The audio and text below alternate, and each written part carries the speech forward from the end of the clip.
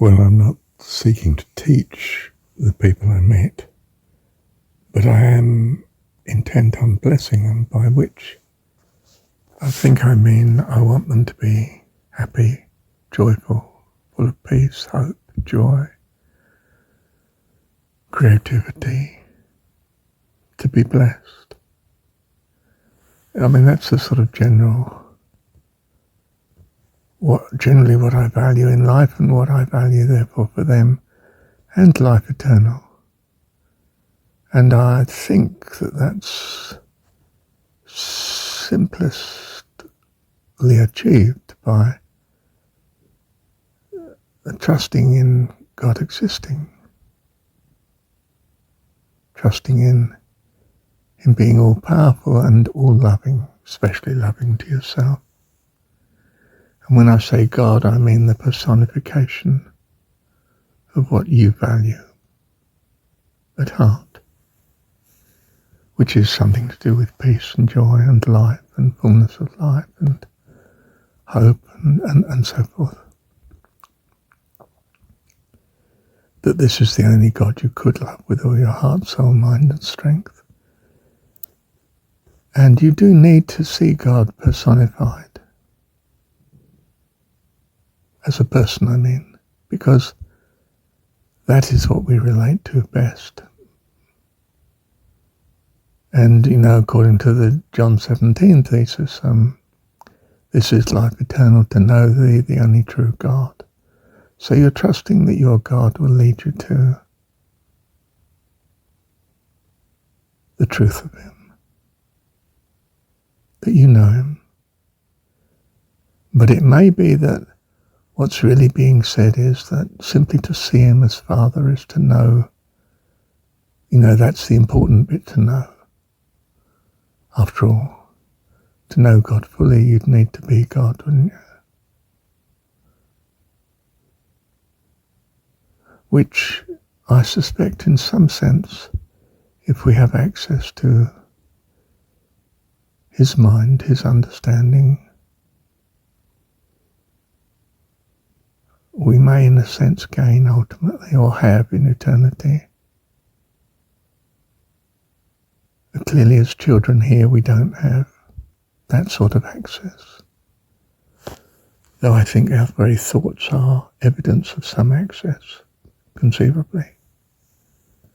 And that access is determined by perhaps our values.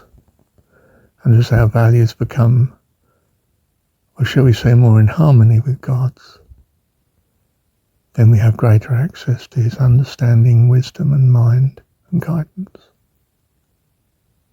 and power.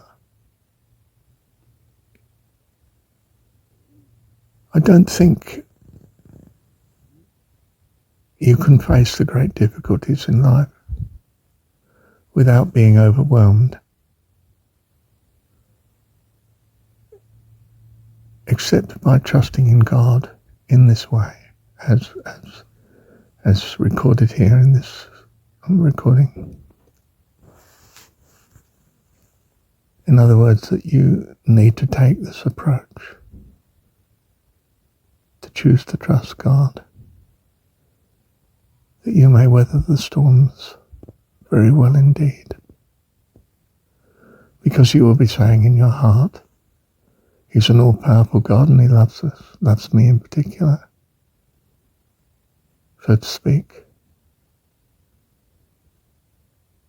And therefore, whatever this difficulty may appear to be, I trust Him for it. Thank you, God. And I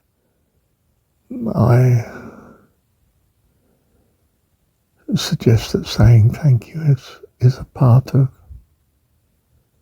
in some sense, sealing that position that you hold in words out loud.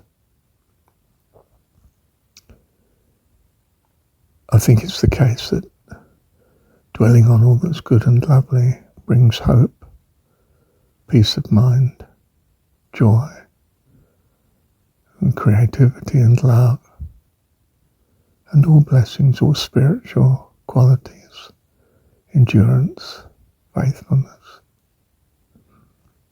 integrity, loveliness, in fact, guidance, life abundant and life eternal. That therefore thinking on whatsoever is good and lovely is the greatest blessing of a habit that you could have.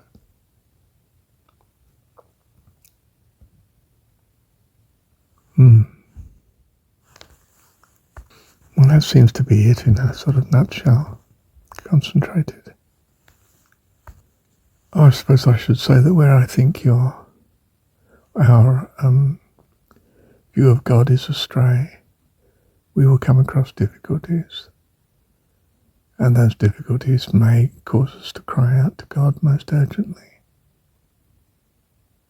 And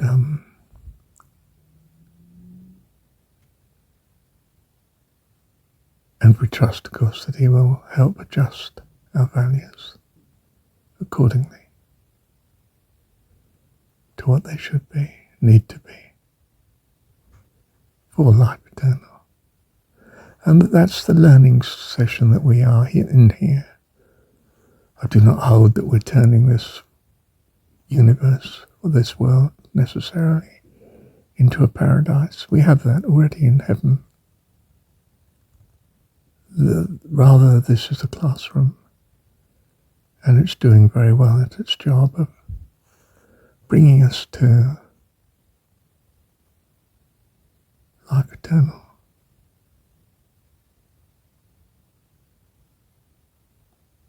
In God's family, heavenly host, literally. I mean, okay, in different dimensions perhaps to us, what we might call the spiritual. But wonderful. Why would it be in anyone's interest to believe in anything less than this? So we choose to believe. Just straight rationality. And I think the only really good answer to coping with the uncertainty that we find laced in everything, it seems at least, in this universe. Thank you, Heavenly Dad.